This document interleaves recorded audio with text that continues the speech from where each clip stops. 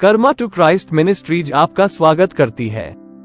आइए हम परमेश्वर के वचन पर चर्चा करें। आज का वार्तालाप का शीर्षक है अपनी सीमाएं अभी निर्धारित करो। आज के बाइबल छंद है यहोशू अध्याय 24 पद 14 और 15। अब तुम यहोवा का भय मानो और उसकी सेवा सच्चाई और सच्चाई से करो। उन देवताओं को त्याग दो जिनकी सेवा तुम्हारे पूर्वज फरात नदी के उस पार और मिस्र में करते थे। इसके बजाय यहोवा की सेवा करो। यदि तुम सोचते हो कि यहोवा की सेवा करना तुम्हारे लिए गलत बात है, तो आज ही अपने लिए चुन लो कि तुम किसकी सेवा करोगे। उन देवताओं की जिनकी सेवा तुम्हारे पूर्वज फरात नदी के उस पार करते थे, या एमोरियों के देवताओं की जिनके प्रदेशों में तुम रहते हो। लेकिन मैं और मेरा घराना यहोवा की सेवा करेंगे। बोर्डिंग स्कूल में मेरे एक रूममेट ने मुझे अपनी गर्लफ्रेंड के बारे में अपने पिता द्वारा दी गई सलाह बताई। उनकी सलाह थी कि वह अपनी गर्लफ्रेंड के साथ शारीरिक संबंध बनाने की सीमा पहले ही तय कर ले और उस सीमा का पूरी तरह पालन करे। उस समय की गर्मी में वो तर्कसंगत रूप से नहीं सोच पाएगा और गलत चुनाव कर लेगा। ये हमारे जीवन के सभी क्षेत्रों के लिए बिल्कुल सच है। टीवी देखने के घंटों की संख्या, अपने दोस्तों के साथ बाहर खाने जाने की संख्या, बिक्री बढ़ाने के लिए आप कितना बड़ा चढ़ाकर पेश करेंगे और अपने ग्राहकों को खुश करने के लिए आप अपने व्यक्तित्व के कितने हिस्से से समझौता कर सकते हैं, या जब कोई आपको चुनौती देता है तो आप कितने क्रोधित होंगे आदि की सीमा तय करें। इस होमवर्क में मदद के लिए पवित्र आत्मा से प्रार्थना करें और उस पर टिके रहें। यहोशू की पुस्तक में हम देखते हैं कि यहोशू अपने और अपने परिवार के लिए कैसे निर्णय लेता है कि वे दुनिया के देवताओं का पीछा नहीं करेंगे, बल्कि केवल सच्चे जीवित परमेश्वर की सेवा करेंगे।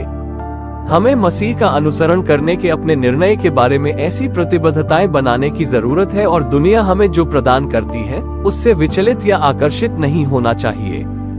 बिना सीमाओं के जब चीजें कठिन हो जाती हैं तो हम आसान रास्ता अपनाते हैं।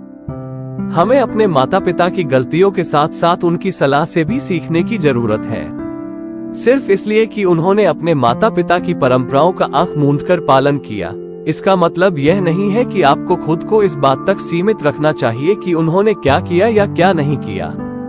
मसीह के साथ हमारा चलना व्यक्तिगत है, और मसीह प्रत्येक पीढ़ी से अलग तरीके से और अलग अलग माध्यमों से संबंधित है, लेकिन हमेशा पवित्रता की ओर इशारा करता है। हमने भौतिक बाइबल का इस्तेमाल किया, अब आधुनिक पीढ़ी टैबलेट का इस्तेमाल करती है। हमें आराधना करने के लिए कलीसिया में जाने की जरूरत थी, अब वे अपने मोबाइल पर आराधना करते हैं। हमें परमेश्वर की उपस्थिति को महसूस करने और परमेश्वर का वचन प्राप्त करने के लिए कलीसिया में भाइयों और बहनों के साथ शारीरिक रूप से रहने की जरूरत थी। अब ऑनलाइन सेवाएं भी उतनी ही प्रभावी और अभिषेक से भरी हैं। साधन और संदेशवाहक बदल सकते हैं, लेकिन संदेश हमेशा एक ही रहेगा। बॉब गैस कहते हैं, प्रतिबद्धता बढ़ती है। आप तब तक बड़ी प्रतिबद्धताएं नहीं कर सकते जब तक आप पहले छोटी प्रतिबद्धताएं न करें। दानियल की पुस्तक में 3 हिब्रू बच्चे राजा की मूर्ति को नहीं कह सकते थे यदि उन्होंने पहले उसके भोजन को नहीं कहा होता। आपको इस तरह का साहस अचानक नहीं मिलता। यदि आप नहीं जानते कि अपने लिए सीमाएं कैसे निर्धारित करें, तो शैतान आपके लिए ऐसा करेगा। आइए प्रार्थना करें। स्वर्गीय पिता, आप धर्मी न्यायाधीश, धर्मी और ईमानदार ईश्वर हैं, जो हमारी धार्मिकता की फसल को बढ़ाते हैं। हमें अपने पूर्वजों के देवताओं और इच्छाओं का अनुसरण करने के लिए क्षमा करें जो आपकी इच्छा के अनुसार नहीं थे।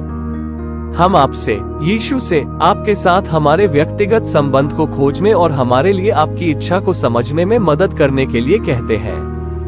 हम घोषणा करते हैं कि मेरा परिवार और मैं प्रभु की सेवा करेंगे, और मेरे घर में हम आपको प्राथमिकता देंगे। हम घोषणा करते हैं कि हमारे सभी रिश्ते पवित्रता और आपके दिव्य उद्देश्य पर आधारित होंगे। हमें जीवन में जल्दी ही गंभीर प्रतिबद्धताएं बनाने की अनुमति दे ताकि हम भविष्य में पछताने वाली गलतियां न करें। यीशु, अगर हम अपने बुलावे से दूर चले गए हैं, तो हमें आपके पास वापस आने में मदद करें। हम यीशु के शक्तिशाली नाम में मांगते हैं, आमीन।